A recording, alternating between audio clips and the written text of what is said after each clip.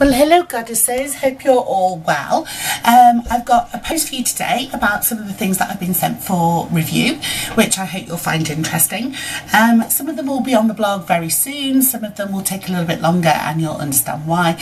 And it's a mixture today, which is why I thought it might be interesting. Yes, there's some gorgeous polishes, but also we've got stamping plates and a weird little thing. So I've actually had this a couple of weeks and I keep forgetting to use it because I actually want to do it as a video review. This is called Bruz and it's a buzzy nail brush to clean your nails.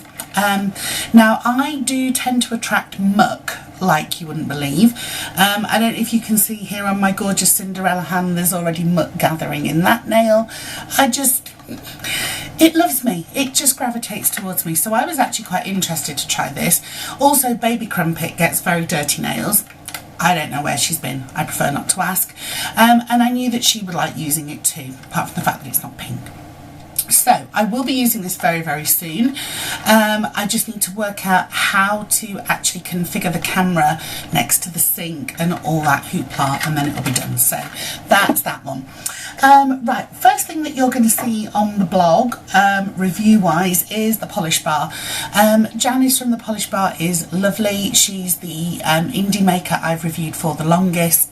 I've seen her develop over the years. Initially, she used to just create glitter bombs, either in a clear base or a acrylic base. That I think is still where her heart is because she still gets a couple of those into every collection. But this new summer collection has also got some fabulous neons for summer. And you can probably see that's what's on the pour right now. Doing a little bit of nail art with the fall colours, so you're getting a sneaky peeky there. So these are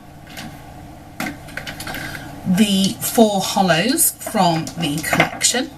So let's just show you those.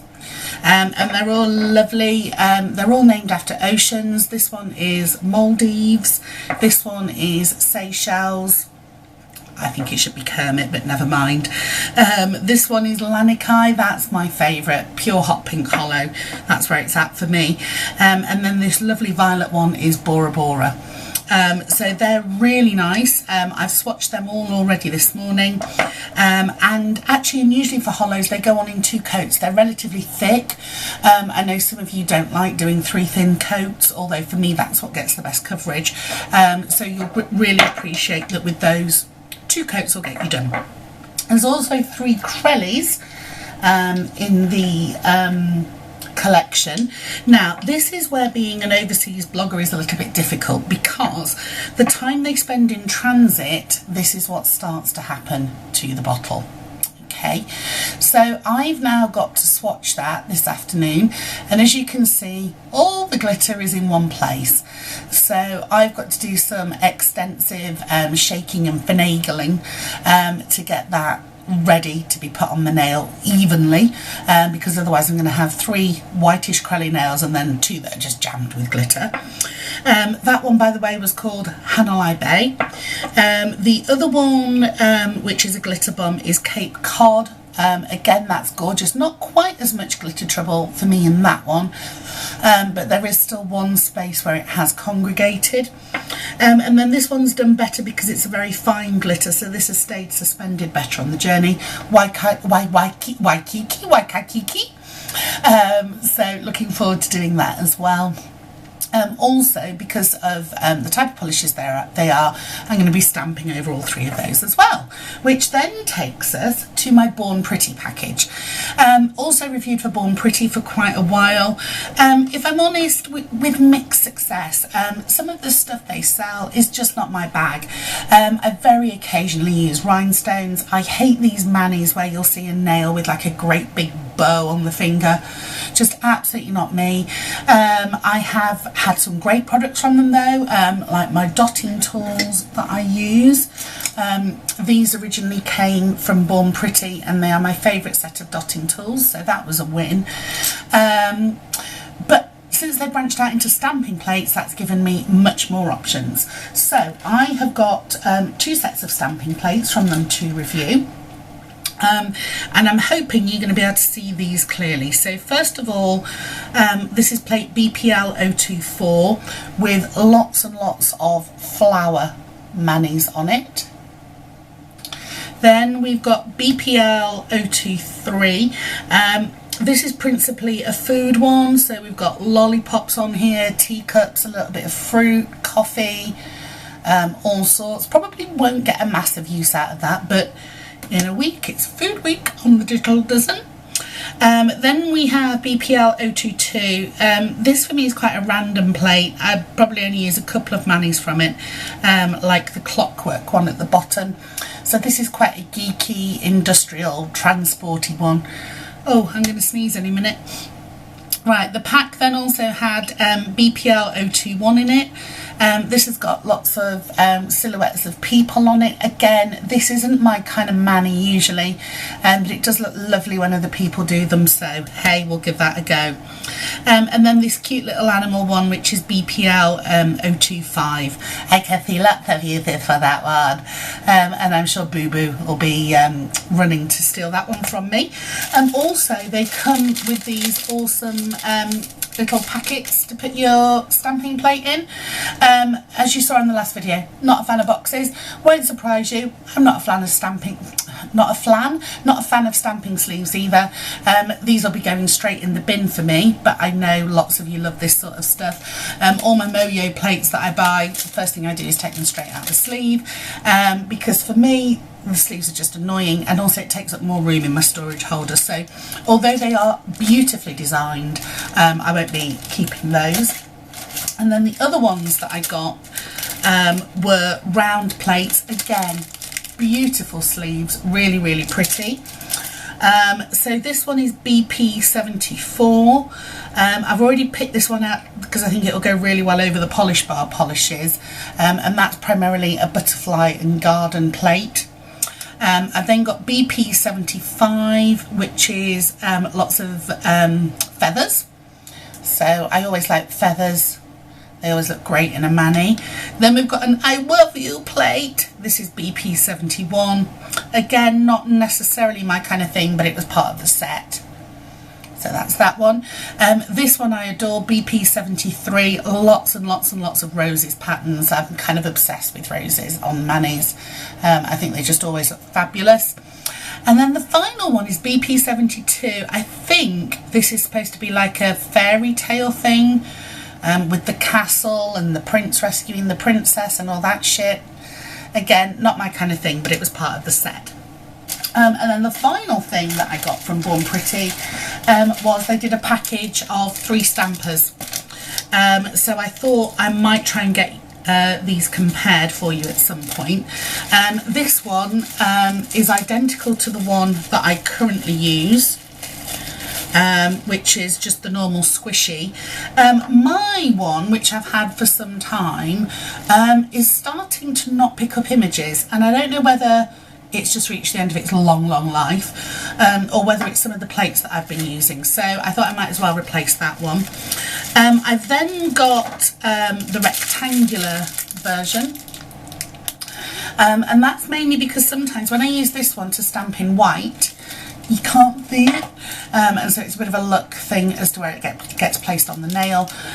So that's the rectangular one, and it is just about wide enough for my thumb, which is the key thing. And then this one is the very old style Conady firm one. To be honest, this is the one I'd be least likely to use, although I think Beth might get on better with it because it's got a really short handle. Is that what you'd call it? It's a plonker, whatever. So she might get on better with that one. And also just having more of them, hoping it makes it easier for decals and that sort of stuff. So that's those. I'm just going to put those away. And then the final thing I have to show you is a sneak peek. These polishes don't get released until September. They're from Graceful Nail Polish in Australia, a brand that I love. And these are all, the collection's called Happily Ever After, and they're all fairy tale inspired, and the packaging is just beautiful. So I'm just going to show you these very quickly because I'm not sure whether they're on embargo or not, so they're literally going to go whoosh past the camera. Are you ready? So this one is called Violetta the Dragon. Beautiful, and look at that little logo on there, that's super cute. We then have Princess Rose, and oh, isn't she cute? We then have this one. I think is possibly my favourite. Can't wait to swatch this one. This is Coral Castle, with a lovely little castle. And I'm also really entranced by this one. This is Charming Frog. It's quite blue leaning though, but that looks beautiful. And did you see the frog? He's very cute. This one's also beautiful, very, very blue. This is Night Silver Lake. Really beautiful hollow. And then this one is Amethyst the Unicorn. There he is. Epic. Looking forward to that one. And then finally, this one is Crowning Glory. I love the logo on that one. That's just amazing. And this looks to be a very sparkly gold hollow. So really excited to be swatching those. You'll have to pretend you've never seen them, otherwise I'm going to have to kill you, which probably wouldn't be good for all the indie makers in the world, because they do rely on the likes of us to buy their polishes. So I hope you've enjoyed having a sneak peek at those. In terms of my turnaround time with swatches, because I live in the UK, it always takes at least a week for samples to get to me. Also, I'm not necessarily what I would call a swatcher.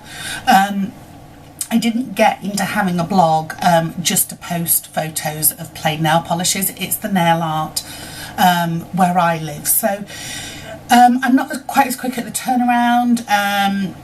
I know some bloggers who can, you know, just get their head down and swatch 20 in an evening. I can't do that. So usually my turnaround time is 2 to 3 weeks. Luckily I'm on holiday at the moment. So today is Saturday. The Polish Bar post should be up on Monday, which means it'll be up the day before launch, which is like, oh my god, I made a launch date. Absolutely amazing to get those graceful polishes, what, a month before they're due to be released, because not only then can I play with them, but I can really kind of let them sit on my shelf and breathe, and really think about which ones play well together and what nail art I want to do. The Born Pretty plates, I've agreed I'll do a review for each plate. So they'll just be scattered through my normal blog life, and they will probably either be one or two a week for a couple of weeks. I also have, for example, things like when I've reviewed literary lacquers. I love doing nail art when the polishes play really well together. I've still got about 5 manis to post from, I think it was the Mysteries collection a couple of months ago. So that's been out a good 3 or 4 months now, I think. And they just linger in the vault a little bit. So although it does take me longer to post them, for me the advantage is that as a blogger I'm showing, I guess, the swatches and how you can play with them and what nail art you might be able to do, which might interest some people more. Who knows? There are some brilliant just swatches out there. I would definitely point you to the Polishaholic, Pointless Cafe, Cosmetic Sanctuary, Lisa's a Machine. I do not know how she manages to post as many polishes as she does, but she just does. So there you go, that's what I've been sent for review. And there will also be, I don't know whether it will post before or after this one, but a companion post I'm going to do right now, which is about the naughtinesses that may have arrived that I may have bought. Not many, not many. Lovely. See you soon. Bye.